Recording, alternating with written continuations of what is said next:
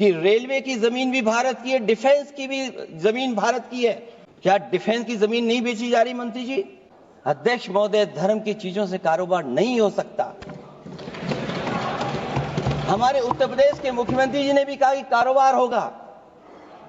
वो 30 की गिनती में उलझे हुए हैं, जैसे 30 मार खाए वो। उनसे पूछा कि जान कितनी गई, वो 30।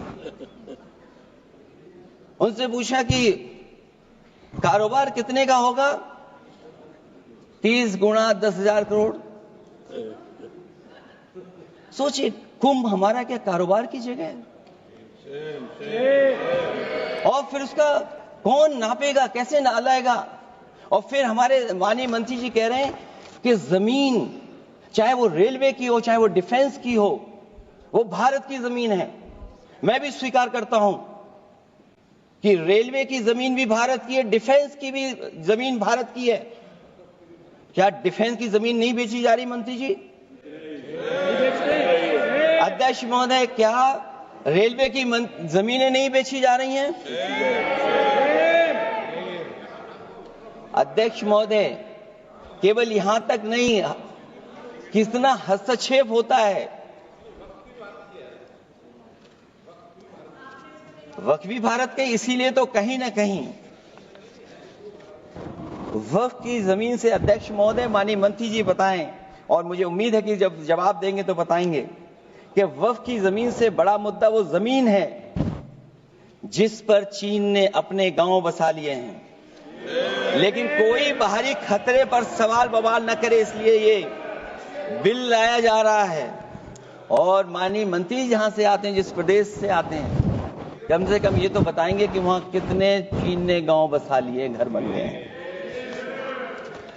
अध्यक्ष महोदय, आपके माध्यम से सरकार गारंटी दे कि वक्फ की जमीन कभी भी किसी भी पैतरेबाजी से किसी और मकसद के लिए किसी और को नहीं दी जाएगी।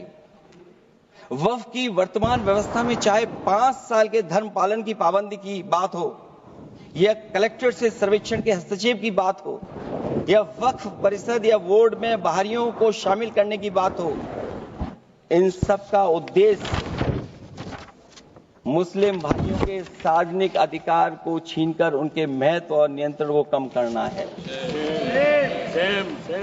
ट्रिब्यूनल के निर्णय को अंतिम न मानकर उच्च न्यायालय में लेकर जाने की अनुमति देना दरअसल जमीनी विवाद को लंबी न्यायिक प्रक्रिया में फंसाकर वक्फ भूमि पर कब्जों को बनाए रखने का रास्ता खोलेगा।